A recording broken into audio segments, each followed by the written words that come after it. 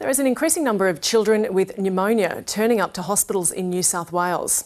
Infectious diseases specialists say the state is experiencing an epidemic of the microplasma strain in school-aged children.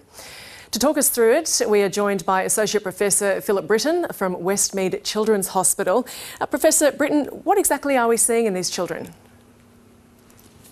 Yeah, thanks very much, Gemma, for the opportunity to clarify this. Mycoplasma pneumonia is a bacterial cause of pneumonia in children. It's always been here. We've had epidemics in the past, and this is a new epidemic. In fact, it causes a slightly more mild pneumonia than the other bacterial causes that we normally get. But at the moment, there's a lot of children presenting to GPs. There's a lot of children presenting to emergency departments with pneumonia. And what it looks like in most of those kids is a typical respiratory infection, maybe with some fever and muscle aches, and then a cough, sometimes a wheeze, and the cough and wheeze can last for a number of weeks in those children.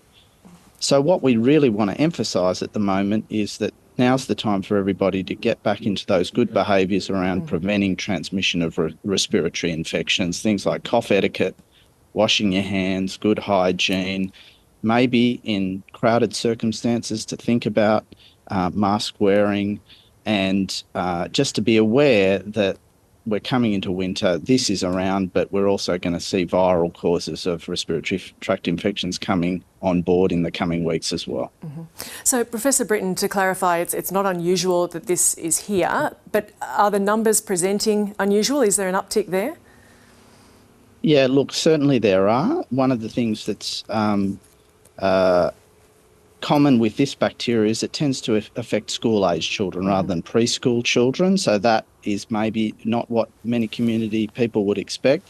And we are seeing 4 or 5 times the levels of this type of pneumonia presenting than we would otherwise see at this time of year. But we have had epidemics in the past. We had one in 2015, we had one in 2019. And in a sense, we were due one, and we've known that this has caused epidemic pneumonia in East Asia and in Europe in the last 6 months. So we knew it was coming. We just really want the community to be aware that it's around. It's a possible cause of a chest infection in school-aged children, and let's all be aware and do what we can to prevent transmission. And in that awareness, what symptoms are they looking for? Yeah, so for most children, it'll be a respiratory infection with cough, and sometimes fever, muscle aches, feeling unwell. But one of the things that's particularly evident with this is that cough, sometimes breathlessness and wheeze can last for a number of weeks. And in terms of stopping the spread, I mean, you mentioned a moment ago, it's going back to those practices that we all learned during COVID.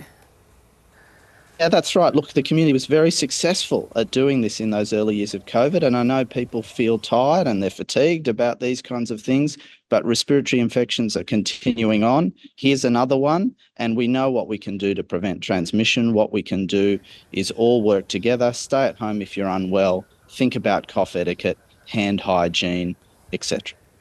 And how is the health system coping with this?